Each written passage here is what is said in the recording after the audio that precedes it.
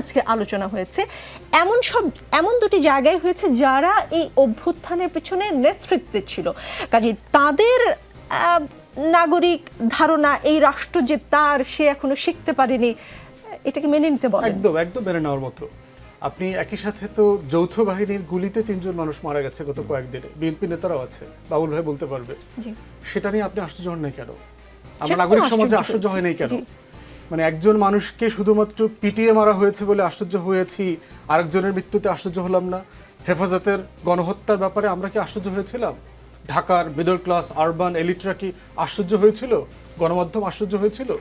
2 লক্ষ বুলেট ছোড়া হয়েছে 2.5 ঘন্টার মধ্যে, সারা বাংলাদেশকে ব্ল্যাকআউট করে দিয়ে মতিঝিল শাপলা চত্বর। গুম খুনের নামে যে 3,500-4 হাজার মানুষকে হারিয়ে দেওয়া হয়েছে, আমরা আশ্চর্য হয়েছি?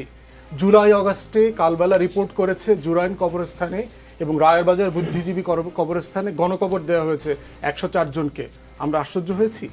6 জনকে সাভারে পিটিয়ে মেরে গুলি করে আগুন দিয়ে পেট্রোল দিয়ে পুড়িয়ে দিয়েছে, আমরা আশ্চর্য হয়েছি?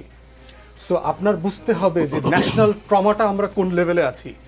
আর মারামারি করে হাসিনাকে পতন ঘটানো কিন্তু ইজ পার্ট অফ ভায়োলেন্স, এটার সাথে আমরা অভ্যস্ত।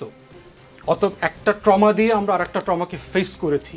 ভাঙাটা সহজ, সাডেনলি ভদ্র হয়ে যাওয়াটা অনেক কঠিন। এই জন্য ঢিল ছোড়াটা সহজ, ঢিলের বদলে নিরাপদ থাকাটা, চুপ থাকাটা অনেক কঠিন। ভাঙাটা সহজ, সাডেনলি